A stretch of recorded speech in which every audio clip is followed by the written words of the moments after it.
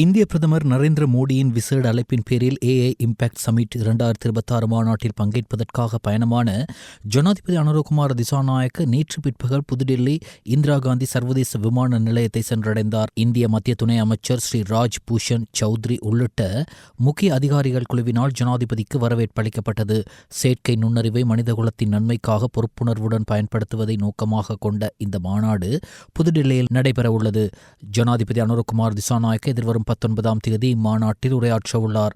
5 நாட்கள் நடைபெறவுள்ள இந்த மாநாட்டில் 20 நாடுகளின் அரச தலைவர்களும் 45க்கும் மேற்பட்ட நாடுகளின் பிரதிநிதிகளும் பங்கேற்கவுள்ளனர். அத்துடன் செயற்கை நுண்ணறிவு தொழில்நுட்பத்தின் எதிர்கால பயணம் மற்றும் உலகளாவிய சவால்களை முறியடிக்க அதனை எவ்வாறு பயன்படுத்தலாம் என்பது குறித்து இங்கு விரிவாக கலந்துரையாடப்படவுள்ளது. இந்த விஜயத்தின் போது ஜனாதிபதி இந்திய பிரதமர் நரேந்திர மோடி உள்ளிட்ட பல நாட்டு தலைவர்களுடன் இருதரப்பு பேச்சுவார்த்தைகளையும் நடத்தவுள்ளார். டிஜிட்டல் பொருளாதாரம் குறித்த ஜனாதிபதியின் சிரேஷ்ட ஆலோசகர் ஆன்ஸ் விஜயசூரிய மற்றும் டிஜிட்டல் பொருளாதார அமைச்சின் செயலாளர் வர்ணஸ்ரீ தனபால் ஆகியோரும் ஜனாதிபதியுடன் இந்த விஜயத்தில் இணைந்து கொண்டுள்ளனர். சர்வதேச நாணய நிதியத்தின் முகாமைத்துவ பணிப்பாளர் கிறிஸ்டலினா ஜார்ஜியோவாவுக்கும் ஜனாதிபதி அனுரகுமார் திசாநாயக்கவுக்கும் இடையிலே சந்திப்பு நேற்று இடம்பெற்றது. குறித்த சந்திப்புக்கு பின்னர் கிறிஸ்டலினா ஜார்ஜியோவா தமது எக்ஸ் கணக்கில் இவ்வாறு பதிவு செய்துள்ளார். இலங்கை வெகு தூரம் கடந்து வந்துள்ளது. அரசாங்கத்தின் சீர்திருத்த வேலைத்திட்டம் நாட்டிற்கும் அதன் மக்களுக்கும் நல்ல பலன்களை அளித்து வருகிறது. அனைவருக்கும் சுபிட்சத்தை வழங்கும் வலுவான மற்றும் நிலையான வளர்ச்சியை உறுதி செய்யும் வகையில் சீர்திருத்தங்களை தொடர்வதன் முக்கியத்துவத்தை தாம் வலியுறுத்தியதாக சர்வதேச நாணய நிதியத்தின் முகாமைத்துவ பணிப்பாளர் கிறிஸ்டலினா ஜார்ஜியோவா தெரிவித்துள்ளார். தற்போதைய அரசாங்கத்தின் நல்லாட்சி மற்றும் ஊழல் எதிர்ப்பு மறுசீரமைப்புகளுக்கான அர்ப்பணிப்பு மூலம் விரைவான அபிவிருத்தி மற்றும் நிலைபெறான பொருளாதார முன்னேற்றத்தை அடைவதற்கான தனித்துவமான வாய்ப்பை இலங்கைக்கு வழங்குகிறது என்று சர்வதேச நாணய நிதியத்தின் முகாமைத்துவ பணிப்பாளர் கிறிஸ்டலினா ஜார்ஜியோவா தெரிவித்தார். 3 நாள் விஜயம் மேற்கொண்டு இந்நாட்டிற்கு வருகை தந்துள்ள சர்வதேச நாணய நிதியத்தின் முகாமைத்துவ பணிப்பாளர் கிறிஸ்டலினா ஜார்ஜியோவா நேற்று முற்பகல் ஜனாதிபதி அலுவலகத்தில் ஜனாதிபதி அனுரகுமார திசாநாயக்கவை சந்தித்த போதே இவ்வாறு தெரிவித்தார். இலங்கையின் பொருளாதார மீட்டெடுத்தல் அனர்த்தத்திற்கு பின்னரான நிவாரண வேலைத்திட்டம் மற்றும் சர்வதேச நாணய நிதியத்துடனான வேலைத்திட்டத்தின் அடுத்த கட்டம் குறித்து விரிவான கலந்துரையாடல்கள் நடைபெற்றன. இலங்கையின் பொருளாதாரம் மீண்டு வரும் நேரத்தில் ஏற்பட்ட கடுமையான இயற்கை பேரழிவு குறித்து கிறிஸ்டலினா ஜார்ஜியோவா வருத்தம் தெரிவித்ததோடு இலங்கையின் மீள்கட்டமைப்பு வேலைத்திட்டத்திற்கு தனது ஆதரவையும் தெரிவித்தார்.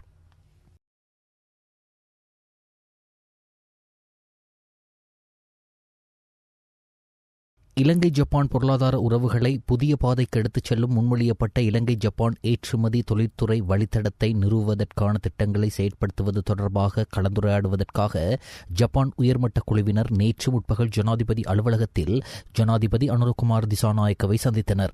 ஜப்பானிய பொருளாதார வர்த்தக மற்றும் தொழில்துறை அமைச்சின் சர்வதேச விவகாரங்களுக்கான பிரதி அமைச்சர் மட்டூசு டாகிகோ, இலங்கைக்கான ஜப்பானிய தூதுவர் அகியோ இசுமோட்டா, ஜப்பான் இலங்கை வர்த்தக ஒத்துழைப்பு குழுவின் தலைவர் ஃபூமிகோ கொபயாஷி, ஜப்பான் அரசாங்கத்தினாலும் அந்நாட்டின் தொழில்துறையும் சேர்ந்த சிரேஷ்ட பிரதிநிதிகள் இதில் உள்ளடங்குவர். ஜனாதிபதி அனுரகுமார் திசாநாயக்க கடந்த செப்டம்பர் மாதத்தில் ஜப்பானுக்கு மேற்கொண்ட அரச விஜயத்தின் போது இடம்பெற்ற கலந்துரையாடல்களை தொடர்ந்து இந்த முன்மொழியப்பட்ட இலங்கை ஜப்பான் ஏற்றுமதி தொழில்துறை வழித்தடத்தை நிறுவுவதற்கான திட்டங்கள் குறித்து தொடர்ந்து கலந்துரையாட இந்நாட்டிற்கு வருகை தருமாறு விடுக்கப்பட்ட அழைப்பின் பேரில் இந்த விசேட பிரதிநிதிகள் குழு வருகை தந்துள்ளது. முன்மொழியப்பட்ட இலங்கை ஜப்பான் ஏற்றுமதி தொழில்துறை வழித்தடம் மூலம் முதன்மையான ஏற்றுமதி சந்தையை இலக்காக கொண்ட உற்பத்திகளுக்கான முதலீட்டை இலங்கைக்கு ஈர்ப்பதற்கு எதிர்பார்க்கப்படுகிறது. இந்த வேலை திட்டத்தின் ஊடாக இரு நாடுகளுக்கும் இடையிலான இருதரப்பு உறவுகள் மேலும் வலுப்படுத்தப்படும் என்றும் பிராந்திய உற்பத்தி மற்றும் ஏற்றுமதி மையமாக இலங்கைக்கு உள்ள அங்கீகாரம் அதிகரிக்கும் என்றும் இங்கு தெரிவிக்கப்பட்டது. ஜனாதிபதி அனுரகுமார திசாநாயக்கவின் ஜப்பான் விஜயத்தை தொடர்ந்து சுமார் 1 தசாப்த காலத்திற்கு பின்னரான முதலீடு தொடர்பில் இலங்கை குறித்து ஜப்பான் அரசாங்கம் மற்றும் வர்த்தக சமூகத்தின் ஆர்வம் மீண்டும் புத்துயிர் பெற்றுள்ளது என்று இங்கு வலியுறுத்தப்பட்டது. இலங்கையை மீள் கட்டியெழுப்பும் பணிகள், மனித உரிமைகளை பாதுகாத்தல் மற்றும் நல்லிணக்கத்துக்காக அரசாங்கம் முன்னெடுக்கும் சாதகமான வேலைத்திட்டத்திற்கு ஐக்கிய ராச்சியத்தின் முழுமையான ஆதரவு கிடைக்கும் என்றும் துணை பிரதமர் டேவிட் லமி உறுதியளித்தார். ஜனாதிபதி அனுரகுமார திசாநாயக்கவுக்கும் இலங்கைக்கு விஜயம் மேற்கொண்டுள்ள ஐக்கிய ராச்சியத்தின் துணை பிரதமர் டேவிட் லமிக்கும் இடையிலான சந்திப்பு நேற்று முற்பகல் ஜனாதிபதி அலுவலகத்தில் நடைபெற்றது. கடந்த பொருளாதார நெருக்கடி மற்றும் அண்மையில் ஏற்பட்ட தித்வா சூறாவளிக்கு பின்னர் நாடு மீண்டெழுந்து வரும் வேளையில் இலங்கைக்கு வருகை தந்தமைக்கு துணை பிரதமருக்கு ஜனாதிபதி நன்றிகளை தெரிவித்தார். துணை பிரதமரின் இந்த விஜயம் இலங்கையின் மீள் கட்டியெழுப்பும் பணிகள் மீதான சர்வதேச நம்பிக்கையை உறுதிப்படுத்தும் வகையில் அமைந்திருப்பதாகவும் ஜனாதிபதி குறிப்பிட்டார். அத்துடன் தித்வா சூறாவளியினால் ஏற்பட்ட கசப்பான அனுபவங்கள் மற்றும் முன்னெடுக்கப்பட்டு வரும் மீள் கட்டியெழுப்பும் பணிகள் குறித்து துணை பிரதமருக்கு தெளிவுபடுத்திய ஜனாதிபதி அனுரகுமார் திசாநாயக்க அதற்கு தேவையான அந்நிய செலாவணியை ஈட்டுவதற்கு சுற்றுலாத்துறை ஏற்றுமதி மற்றும் வெளிநாட்டு முதலீடுகளை அதிகரிக்க எதிர்பார்ப்பதாகவும் தெரிவித்தார். இலங்கைக்கு விஜயம் மேற்கொண்டுள்ள ஐக்கிய ராச்சியத்தின் துணை பிரதமர் டேவிட் லமிக்கும் எதிர்க்கட்சித் தலைவர் சஜித் பிரேமதாசவுக்கும் இடையிலான சந்திப்பு எதிர்க்கட்சித் தலைவரின் அலுவலகத்தில் இடம்பெற்றது. இந்த சந்திப்பின் போது எதிர்க்கட்சியைச் சேர்ந்த பாராளுமன்ற உறுப்பினர்களும் கலந்து கொண்டனர். இலங்கை மற்றும் ஜப்பான் இடையிலான பொருளாதார உறவுகளை ஒரு புதிய திசைக்கு இட்டுச் செல்லும் வகையில் இலங்கை ஜப்பான் அரசுகளுக்கு இடையிலான பொருளாதார கொள்கை உரையாடல் நேற்று முன்தினம் நிதி திட்டமிடல் மற்றும் பொருளாதார அபிவிருத்தி அமைச்சின் கேட்போர் கூடத்தில் வெற்றிகரமாக நடைபெற்றது. இந்த நிகழ்வின் ஒரு முக்கிய மைல்கல்லாக இரு நாடுகளின் சம்பந்தப்பட்ட அமைச்சுகளுக்கு இடையே பொருளாதார கொள்கை உரையாடல் தொடர்பான ஒத்துழைப்பு ஒப்பந்தம் கைச்சாத்திடப்பட்டு பரிமாறிக்கொள்ளப்பட்டது. இலங்கை அரசாங்கத்தின் சார்பில் வர்த்தக, வாணிப, உணவு பாதுகாப்பு மற்றும் கூட்டுறவு அபிவிருத்தி அமைச்சின் செயலாளர் கே.ஏ. விமலேந்திர ராஜா மற்றும் வெளிவிவகார அமைச்சின் பதில் மேலதிக செயலாளர், இருதரப்பு பொருளாதார விவகாரங்கள் தர்ஷனயம் பெரேரா ஆகியோர் ஒப்பந்தத்தில் கையெழுத்திட்டனர். ஜப்பான் அரசாங்கத்தின் சார்பில் ஜப்பானிய பொருளாதார, வர்த்தக மற்றும் தொழில்துறை அமைச்சின் சர்வதேச விவகாரங்களுக்கான பிரதி அமைச்சர் மட்சுவோ தகிகோ மற்றும் ஜப்பானிய வெளிவிவகார அமைச்சின் தென்மேற்கு ஆசிய பிரிவின் பணிப்பாளர் ஆகியோர் கலந்து கொண்டனர். சர்வதேச நாணய நிதியத்தின் முகாமைத்துவ பணிப்பாளர் கிறிஸ்டலினா ஜார்ஜியோவா டெத்வா புயலினால் மண் சரிவுக்குள்ளான உடப்பலாத்த பிரதேச செயலக பிரிவின் மாவத்திர கிராமத்திற்கு சென்று கண்காணிப்பு விஜயத்தை நேற்று மேற்கொண்டார்.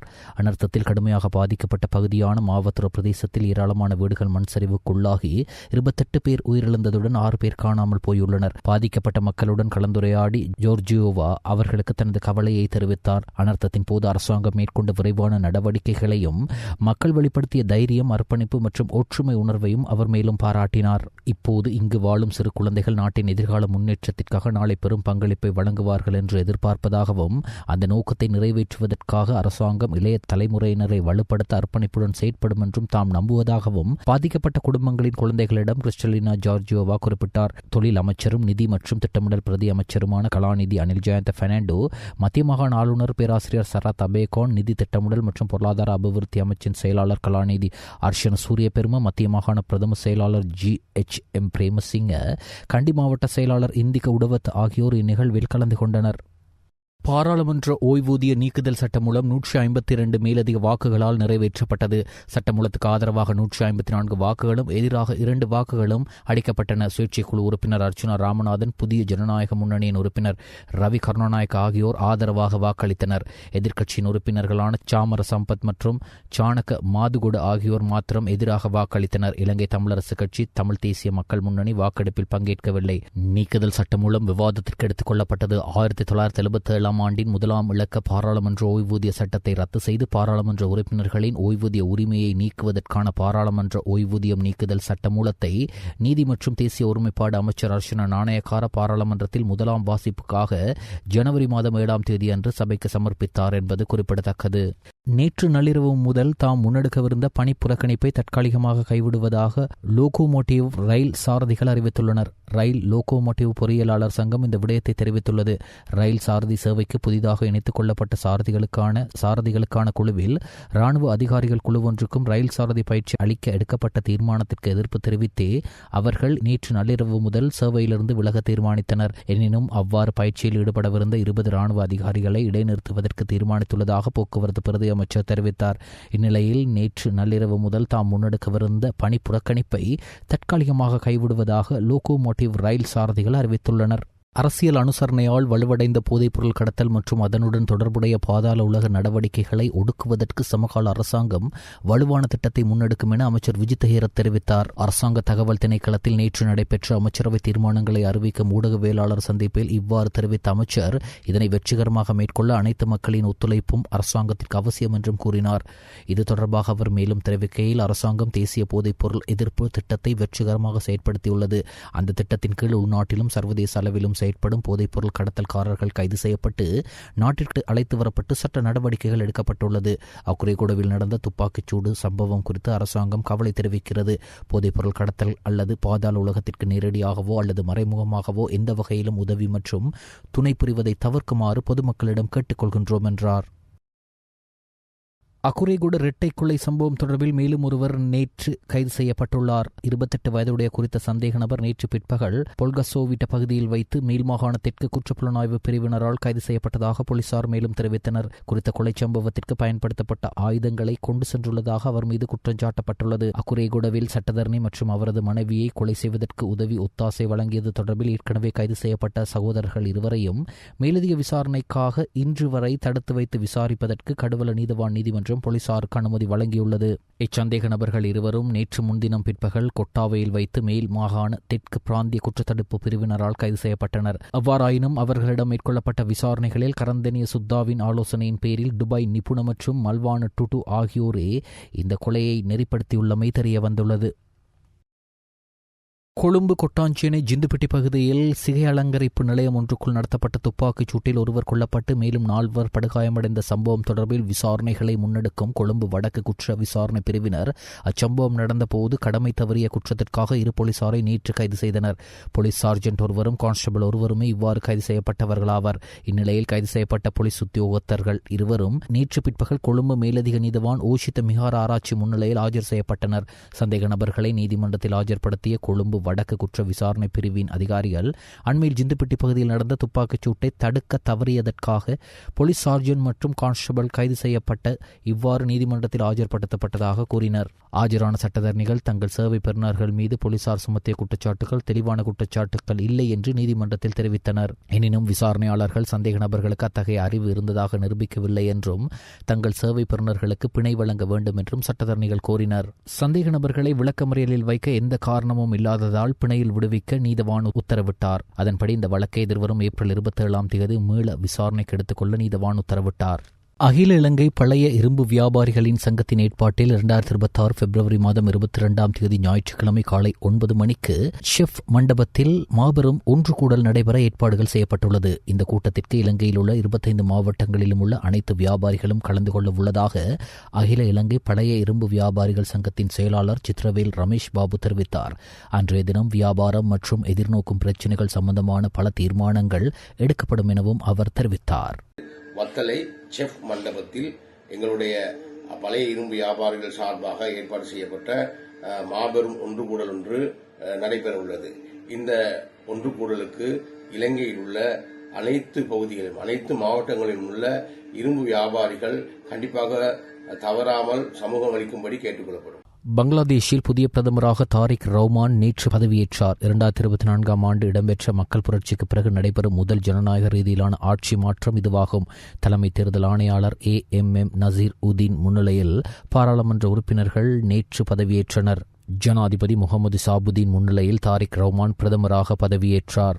பிப்ரவரி 12 நடந்த பொதுத் தேர்தலில் தாரிக் ரஹ்மானின் பங்களாதேஷ் தேசிய கட்சி 212 இடங்களை கைப்பற்றி அமோக வெற்றி பெற்றமை குறிப்பிடத்தக்கது.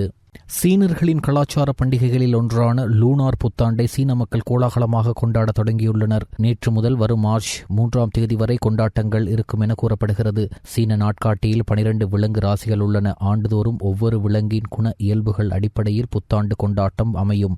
அந்த வகையில் இந்த ஆண்டு நெருப்பு குதிரை சூழ்ச்சி முறையில் வந்துள்ளது. இந்த புத்தாண்டையொட்டி சீனாவின் சுமார் 3 வாரங்கள் தொடர் விடுமுறை அளிக்கப்படுவதால் சர்வதேச இறக்குமதி வர்த்தகத்தில் இதன் தாக்கம் எதிரொலிக்கும் என்றும் கூறப்படுகிறது.